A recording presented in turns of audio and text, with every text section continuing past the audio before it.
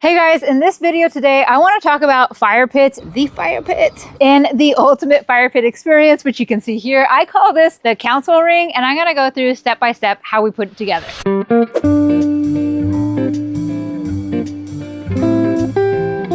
So initially this space was pretty vacant. There was a few bricks in the center. It was dirt. There was some plastic. It was really unsightly, but they were kind of using it. They do have a lot of friends. So when we were discussing how we were going to invest in their yard and create this fire pit, we decided it was going to be a massive fire pit. One big ass fire pit. It's really big. That fits a lot of people in a versatile way. Looks like you're building me like a sauna or a hot tub. What we have here is these double benches on either side. Big old bench on double sides. We have the 6-foot fireplace in the center. Typically we do our fire pits more like 4 feet or so. So this is quite a bit bigger. When it came to the construction of this, the first things that we did is we found the center of our fire pit. Getting ready to mark this area out. So we marked that out. We made the perfect circle. We started with a CMU block on the outside, and then on the inside, we ended up using a fire brick, which you can kind of see a little bit of in here still. And then this client in particular, she's also my best friend. Job site update. So I'm at my best friend's yard.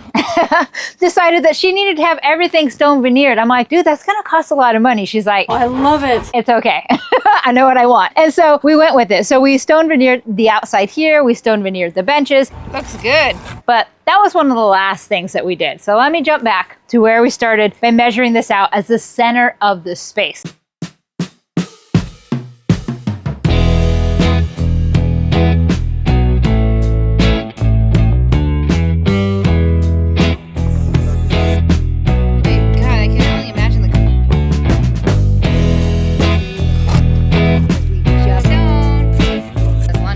Typically, fire pits can vary in their heat and height. We end up using a custom brass burner. All brass, baby. That burns a little hotter and a little higher than your typical standard burner. And so with that in mind, I wanted to make sure there was enough space. Important thing when figuring this out, because you can't move anything once you're done, is figuring out how close or far you want to be from the fire. That people weren't cooking, but at the same time, you could pop up your feet. We went with a little bit of a wider bench. We also angled the back of the bench so it'd be comfortable. So those are things that we considered in the design aspect, but more or less we have about 2 to 2.5 feet space between the edge of the fire pit and the bench. And that's permanent. Obviously, the bench is not moving. If you had versatile seating, you can pull that closer and not. But when you decide to build in your benches, you want to get a good idea of the spacing so you're comfortable. When it came down to building these benches, we built them out of CMU block for the base, and then we formed and poured the whole cap. This is the final cap right here. And then this is where the stone veneer is gonna go.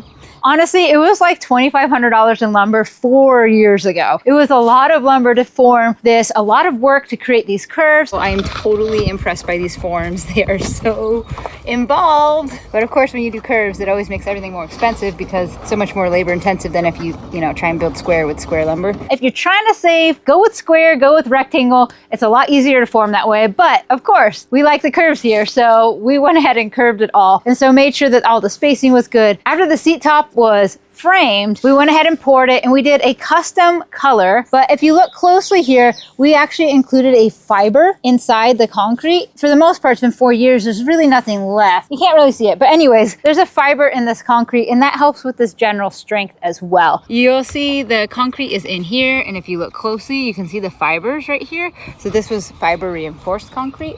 So after you pour and you have fiber, you're gonna have these little like fuzzies sticking out. You can just burn them with a torch if you want, or otherwise just over time they're gonna fall off. But this in general was a massive build. You can also see that we poured the concrete floor. We did these at the same time. We also went ahead and have these score joints all along the bottom. You can see these were made after the concrete was poured. So when the concrete's wet, you can either strike them in when it's wet. These were all cut in with a diamond blade in the specific pattern around here. Now, because we were doing something circular, we wanted to do more than less, because circular areas can kind of be a little less predictable on where you might crack, where squares, you go to the corners and stuff like that. There's no corners here. So we just scored it as much as we thought made sense. I actually think it makes kind of a nice pattern. Feels intentional along here. And so concrete floor, concrete benches were poured, and then we ended up with stone veneering the backs of all of this. Damn, that's some sexy stone. Now, most of my clients would probably stone veneer the inside and save money and just stucco the outside. But my friend, she loves her sparkly flagstone, which I absolutely love. I think came out so nice. nice. It's hard to see because it's an overcast day, but there is some quartz in the stone that does pick up the light a little and has like a little bit of a shine. So we do love that. The mortar that's used for this has a polymer in it that helps with vertical. So if you're mortaring something on the ground, whatever, it's not going to move. But when you're mortaring up onto a vertical surface, it's going to slump more. So there's some mortars that are better for wall applications, and that's what we used here to help hold this in. Started from the bottom up and then went ahead and used a standard type S mortar for the grout in between each of these. Everything was sealed. So all the stones have a sealer on the outside. The concrete was also sealed, and it's been about 4 years. So I don't have water on me right now, but if I tossed it on here and it looked like it absorbed, that'd be a good time to maybe reseal again. And you always want to use the same type of sealer, whether it be a water-based or an oil-based sealer, which you just use water-based is perfect for out here. So you want to go ahead and reseal every once in a while, or you can not seal it. That's your call. But the sealer does help protect the color, make it last a little longer. And also if somebody dropped a big hamburger here, it'd be easier to clean up and it wouldn't absorb into the concrete because concrete is porous. So it's a great idea if you made a big investment to maybe protect it by going ahead and sealing it every few years as it needs. So we love this fire pit. I love hanging out at it. I'm lucky that this is one of my friends that I get to actually enjoy my work. A lot of my projects, you know, you're on friendly status with your clients, but you're not just going to show up and hang out in their yard. So this has been really a pleasure for me to be able to help use the yard. But it's been a really good experience for me to be able to actually experience the yard how clients would. So that's cool. Anyways, if you guys have questions about this build in general, I'd be happy to answer them, and make sure you like and subscribe. Thanks. Bye.